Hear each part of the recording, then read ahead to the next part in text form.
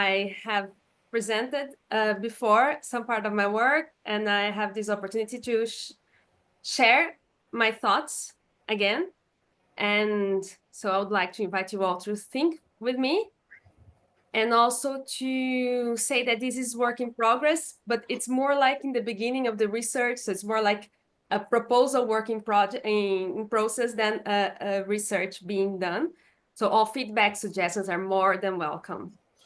And when I was writing this abstract, I think it was like in February, March this year, I had this title. So like from epistemic opacity to trustworthy medical AI. And then I had these questions like, is transparency the pathway?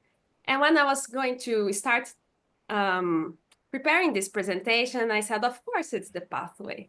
But so then I said, okay, so now I don't need to present anything. Like I got the answer of the talk.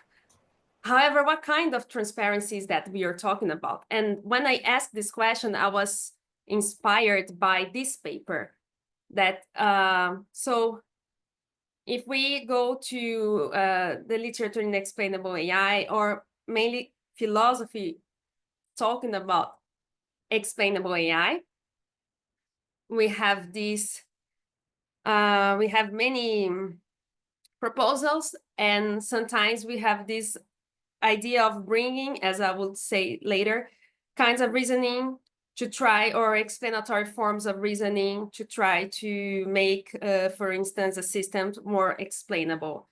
And then we have this idea, will that be, are we requiring too much of transparency? And in the sense, we can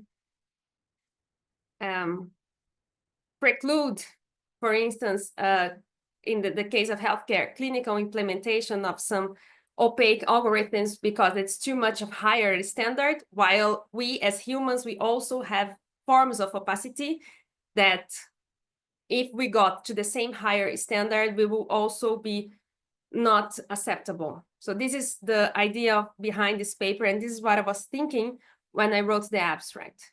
And the authors will say, like, while we do not deny that transparency and explainability are important desiderata in algorithmic governance, we worry that automated decision-making is being held to an unrealistic high standard here, possibly owing to an unrealistic high estimates of the degree of transparency attainable from human decision makers.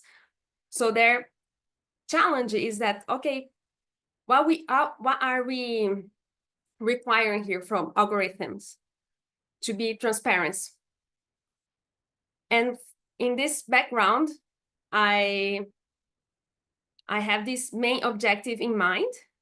So I'll present, and then in the end of the presentation, it will be a bit opposite presentation, because in the end of presentation, I will talk about the question and the hypothesis and the challenges as the proposal.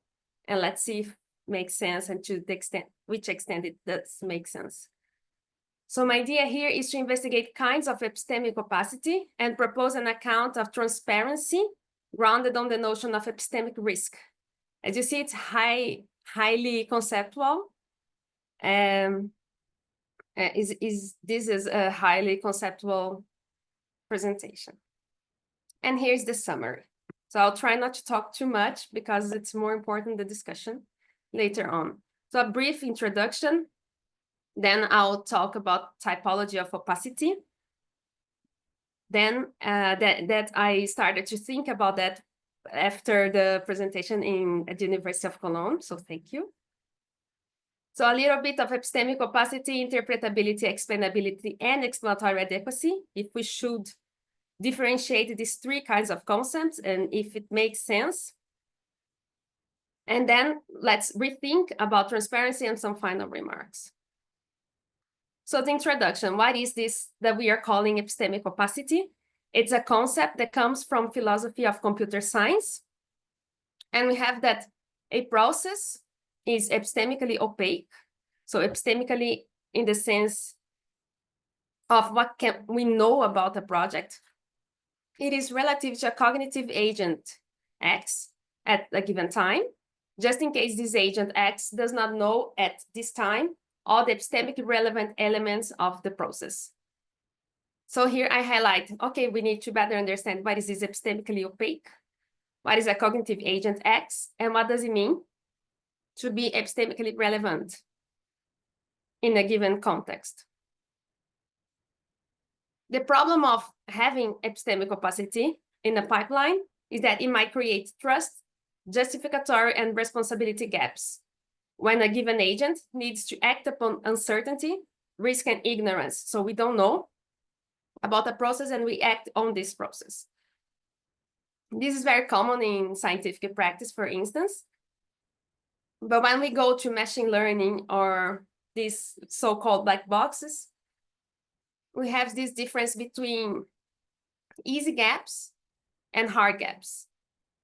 As if we have easy gaps, it's something that we work with that is opaque, but we know someone or some technician that knows how it works, so we can trust because we can find out how it works, even if we don't know exactly how it works. So even if we don't have the expertise, we know who has. That is so-called like in principle opacity or essential epistemic opacity that would create these hard gaps. So it's hard to bridge it because it's essentially opaque. Not even who built the system knows how it works. In the case of machine learning, we will call that black boxes. Then we cannot have access to the rationale internal to the system. And here is the famous trade-off. So we have like, with opaque systems, we have more performance, accuracy, efficiency, but then we will have less transparency, understanding, and interpretability. And alternatives is like restrict to the use in high-risk AI, for instance, in medicine and healthcare, or we could accept the risks, saying that, okay, we have better performances, so we should accept it. Sorry. And the third alternative will be to search for strategies that will, and sometimes enhance the reliability of epistemically opaque models. And briefly, some of these strategies will be, as we all know, explainable AI. There are plenty of techniques. But we could say global and local interpretability. Then we have in high stakes decision-making, we could have this human in the loop. So the machine will not be deciding automatically, there will be someone there. We have this proposal from Miller that is a machine in the loop. So we invert the process. The human gives a decision as a possible decision, and the machine will evaluate if it's the pros and the cons of that human hypothesis. For instance, in medical diagnosis. Then we have process of external validation. So we accept the black box and try to formulate reliability criteria to assess the model's performance. And finally, we have this idea of automating abduction. That is to create a model of the model that automatically will generate explanations of this black box output. Focus on user. So then the user will know what can be known about this, the model inner rationality or the features that led from input to output. And what I am proposing is to take a step back. So instead of going to the solutions, we will try to better understand what is this idea of epistemic opacity and investigate what kinds of epistemic opacity. For instance, if we have in principle and in practice, and when we are in the scientific practice, or we are building or designing a program, if forms of epistemic opacity that we might consider in practice, they will behave as in principle. And what could be the ethical and epistemological implications of that? So here briefly a typology of opacity. Here's what I came up up to now, but I'm sure there is more. There is a new one here that I didn't put the presentation, but I was just thinking about that yesterday. So Burrow will say state or corporation secrecy, technical illiteracy, and complexity. What he calls complexity, some other authors will divide between algorithmic opacity and model opacity. But here I'm treating this as machine learning opacity, or the complexity from complex machine learning systems. But of course, we have hardware opacity, cognitive opacity, data opacity, and also methodological opacity. So today I will be focusing on this complexity, models opacity, cognitive opacity, and data opacity. So machine learning opacity and black box medicine. Also, as we know, we have this idea that we have a system that can present high performance, but it has these sorts of opacity. So then we have this problem that 10 years ago, Price will call like black box medicine. That is this use of opaque computational models to make decisions related to healthcare.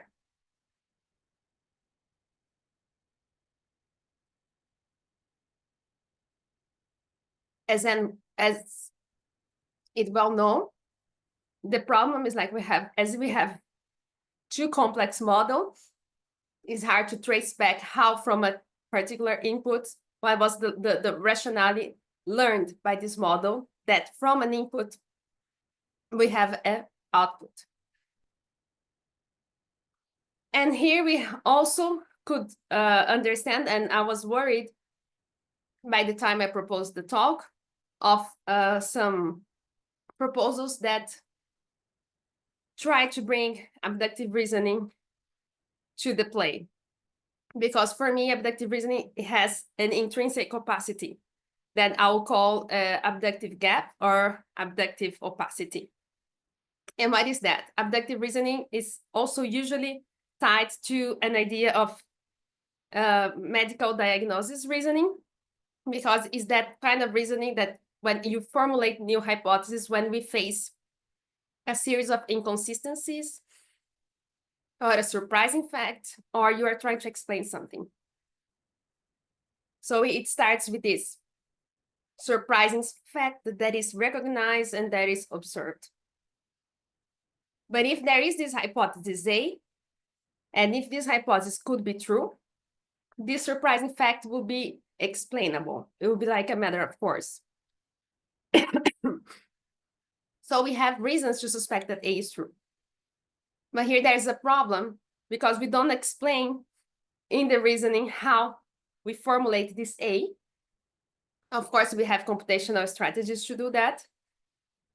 But when we are talking about human cognition, there is some form of test knowledge. And this is all practical reasoning. And this is one of the arguments of that first paper I showed you, that it's very hard to express propositionally. And then it's very hard to translate in formal languages.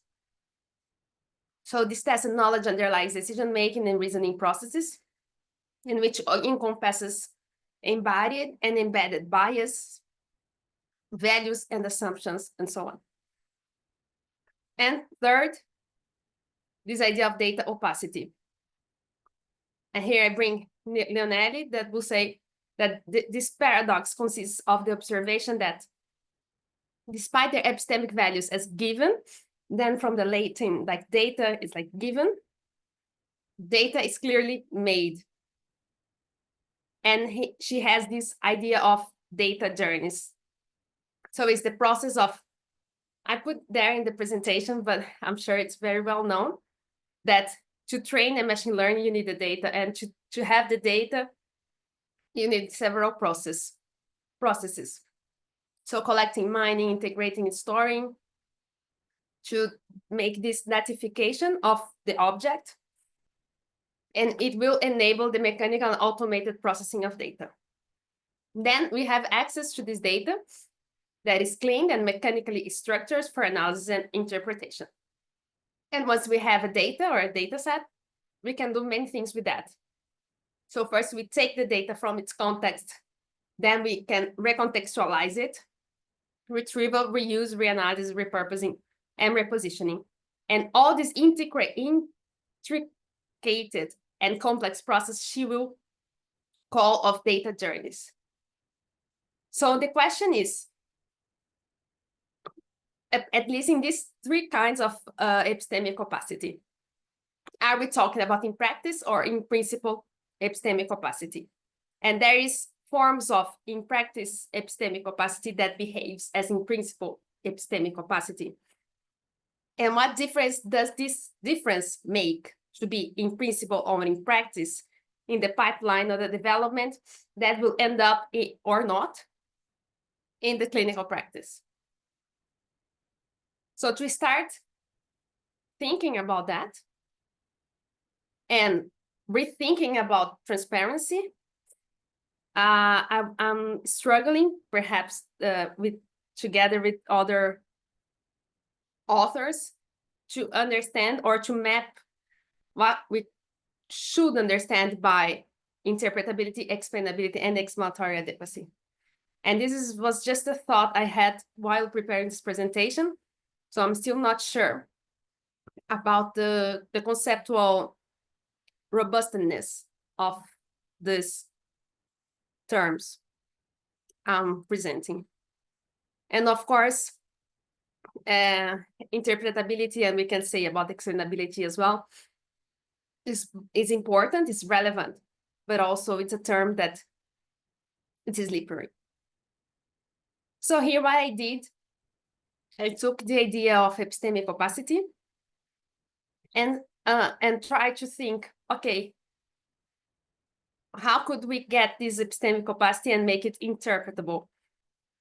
Try to think what will be that cognitive agent X and what could be these relevant elements. So a process is interpretable or could be considered interpretable relative to a cognitive agent X at a time t, just in case this agent X has access, and here I changed to known. Before it was known, no, now I just put has access at t, at time t, to relevant elements of the process. I'm sorry. So the cognitive agent X here could be an artificial agent. And this will encompass model of the model approaches. And epistemic relevant elements could be like the system's features responsible for an output given any specific input, or the model's rationale. When we are talking about explainability, I thought about understanding as a process that is explainable relative to a cognitive agent X at time t, just in case X knows at t all the epistemically relevant elements of the process. And here we have the same problem. What it will be epistemically relevant elements. And here this cognitive agent X could be a human expert. This is an idea that we could come up to make a essentially epistemic opaque system explainable to an expert. So it's not focused on users. And the epistemic relevant elements will be the decision criteria involving the internal functioning and external behavior of the system, and will encompass not only information, but meaning and context adequacy to a human expert that will play the role of the technician. And finally, we will have this epistemic opacity and explanatory adequacy.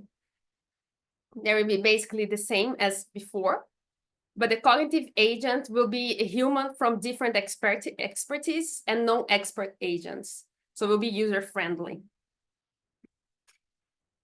So with these ideas of these notions in mind, I will invite you all to think or rethink about what can we mean by transparency.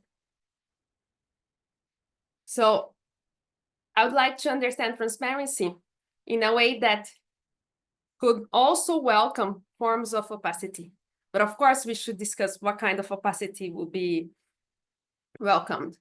So the idea is to identify sources of epistemic opacity in order to propose targeted strategies. And of course, different opacities require different strategies in terms of both interpretability, explainability, and explanatory adequacy to build this pathway. And which is this pathway? Is this transparent data journeys towards trustworthy medical AI. So not only focus on algorithm, but throughout the data journey that will get from data to the use of that trained algorithm or model. Well, what should we do when opacity is inevitable? So should we restrict the use? Should we accept that? So here I had this idea just to understand or to think about transparency as risk documentation. And I was inspired by two accounts of risk in philosophy. We have inductive risk that is inspired by Hempel. That is basically the chance that one will be wrong in accept or rejecting a scientific hypothesis. So it's the false positives and the false negatives. And in the same line, the decision of how much evidence is enough to accept or reject a hypothesis. So this is the classical idea of inductive risk.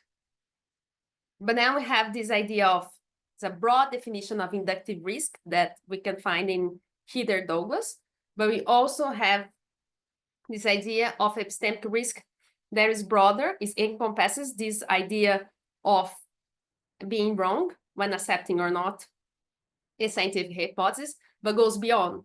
So there is the idea that there is inductive risk in several points of the research process.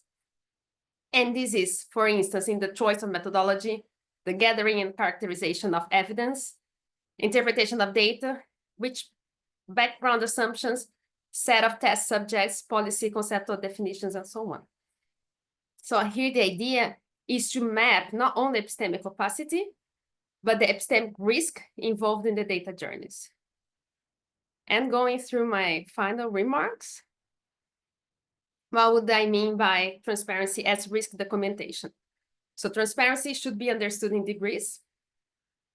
So interpretability, explainability, and explanatory adequacy are steps towards transparency and thus towards trustworthy medical AI. Transparency is achieved by building reliable data journeys to support islands of opacity in a given pipeline. So the idea to achieve that is to document epistemic risk involved in decision-making processes. So not only documentation of data code, but also the assumptions, judgments, reasons, decisions, and values involved in the reasoning processes, in the training, test, use, and maintenance of algorithmic models of data analysis. And here is the question, the hypothesis, and the challenges. So my question is, trying to summarize, what kind of epistemic opacity could be considered epistemologically justifiable for us to accept in a given data journey, and therefore ethically acceptable in the implementation of algorithmic systems for data analysis? The hypothesis that the solution is local, so achieving transparency means to build reliable data journeys that support these islands of, in practice, in principle, epistemic opacity. And the challenges are many. I put here, now we have this movement of openness. So how can we generalize it or generalize solutions? The initiatives of standardizations, if the solution is local. How can we standardize processes? And also how we create sustainable, up-to-date ethical guidelines with all this development of technology. So what I still want and need is like collaborations and feedback. So suggestions, comments, and ideas are more than welcome. And I already thank you for the comments I had before. And some acknowledgements of my collaborators and people I've been talking to about these ideas. Here's the references I used in the work, and a big thank you for your attention.